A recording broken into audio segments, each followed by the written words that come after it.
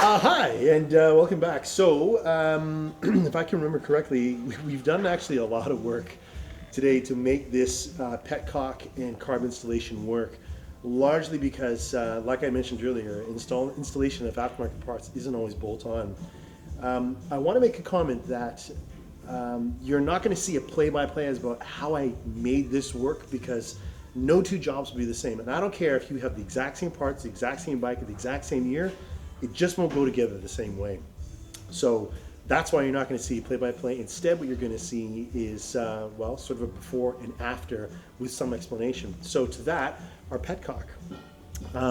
You may have remembered that I said that the petcock was going to be facing that direction. So the spout would be over here. We actually faced it towards the back for a couple of reasons. One, we had actual physical restrictions to where the petcock was facing after we put the gas tank on the bike. There just wasn't physical room for it to fit. So we actually had to turn it in, and actually turning it in the direction that you see it now led to a real advantage, and this is what it looks like.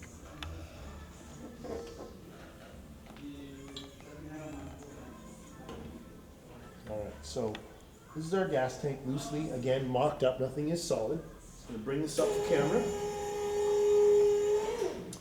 And if the petcock opening was facing inside, like towards the other side of the bike, it would have been restricted by the carb pieces, the carb linkage pieces. So we actually had to turn the petcock to face towards facing the back of the bike and run a fuel line, which is just hanging here, to attach on there.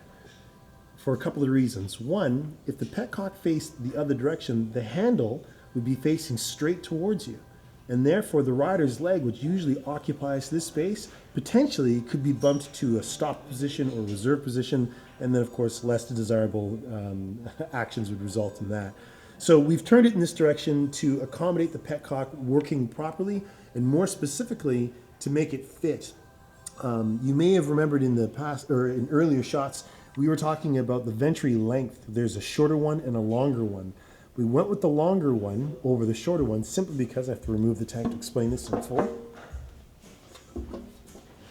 So we went with a longer venturi here because with the shorter venturies, the carb, again, was actually hitting the structure, the frame.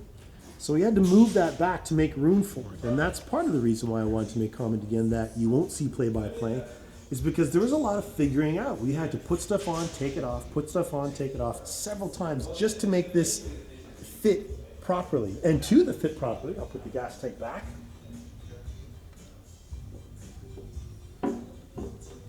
Just like that.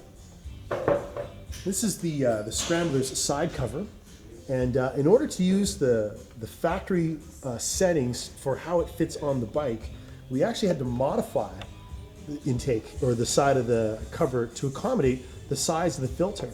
So when it goes on, I'll just tuck these wires in so they're out of our way. So when it goes onto the bike,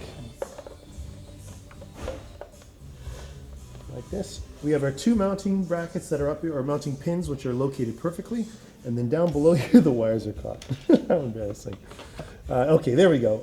The bolt hole lines up, but then more specifically, there's room here for the carburetor linkage and choke assemblies to work the way they're supposed to without interrupting the actual securing of the side cover. So it was a real trick to make this all jibe properly. We've done a lot of work today. We used a certain number of wraps of Teflon tape to make the petcock fit perfectly the way that it is without bending the handle, without grinding or making any shims for it. We went with longer venturies over shorter venturies because we ran into restrictions with just room, like accommodations to make it fit. We had to modify the side cover. There's been a number of things that we've had to do to make this work, but so far it's working out really, really well, but it's taken us a lot longer than we anticipated. So the next evolution here will be the battery box. So I'll be right back.